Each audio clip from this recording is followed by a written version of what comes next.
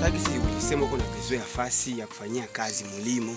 Baba, eneo hii kushafika mwe watu hata zaidi ya 10 hapa. Baki shefu talima pale.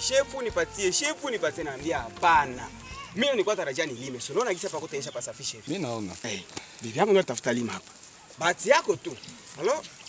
Hii eneo yote kisu niona. Kuanzia hapa kwenye tuko hapa na kwenda mpaka kule huko mtoni kule chini kule. Unaona kule huko mtoni kule. Unaona kata hivi. Ukizunguruka kule tenda kutoka ule mti unaona kwamba mvula. Ndio kumpaka wangu. Ukienda huku hivi utakutana kuko walijolo akabambi ngambo ya huko. Ndio kumpaka wangu. Hii eneo yote kisu kuona hapa. Njoo ile baba. Maki hakuna matatizo kabisa. Sawa. Okay, mimi nafurahi sana. Nafurahi sana kwa kunionyesha fasi yenye inanistahili. Ndio. Na mtani mtapenda nikwambie kama mimi napenda nipate ardhi itakuwa na matunda ya bien. Huko fasi mwa nimeshakula. Karibu 1 kilomita. Maana mimea kasi ilikuwa mzuri. Kwa ile ushuhuda ndio maana tosha mimea hapa. Ulikuwa unalima fasi yenye itoshe chakula. Hivi sasa ujue baba unapata. Sio unaona hapa nilikuwa nipande kalangu. Unaona? Sawa shehe. Na mimi sasa hii ardhi yako mimi naifurahia kabisa. Ndio.